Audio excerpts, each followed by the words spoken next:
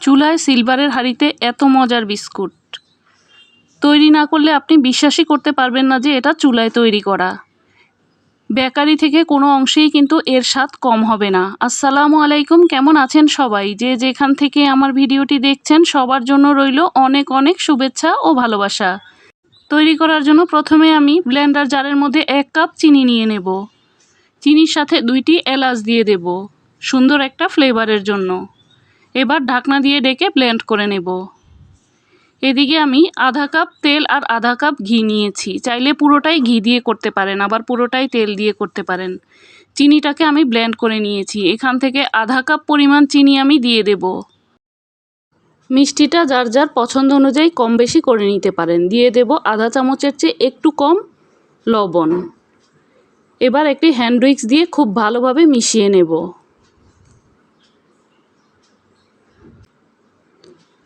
মিশিয়ে নেওয়ার পর দিয়ে দেব 2 কাপ ময়দা। ময়দাগুলোকে কিন্তু আমি এই চালনির সাহায্যে চেলে নেব।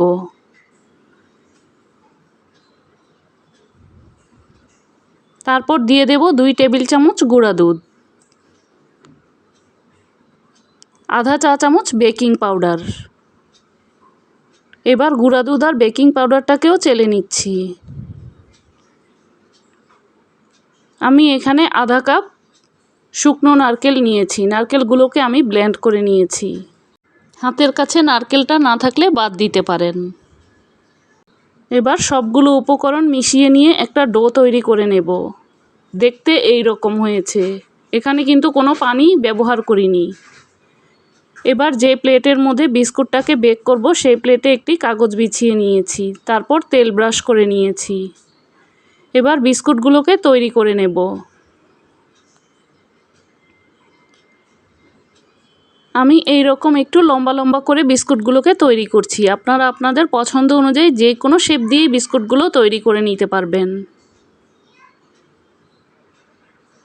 আমি আরও একটি তৈরি করে দেখাচ্ছি।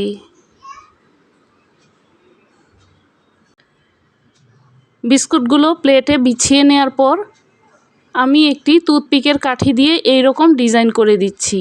আপনারা মন মতো যে কোনো ডিজাইন করে নিতে পারেন। একদম সহজভাবে আমি ডিজাইনগুলো করে দেখাচ্ছি।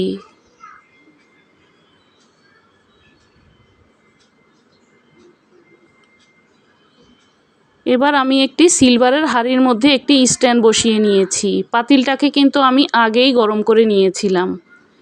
বিস্কুটের প্লেটটাকে এবার বসিয়ে দেব।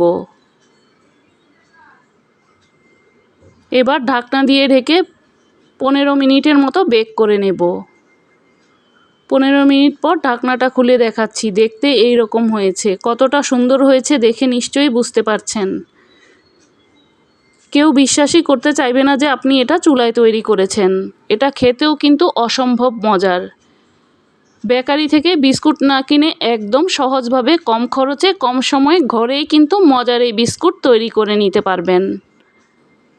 আবারও দেখা হবে নতুন কোনো রেসিপি নিয়ে।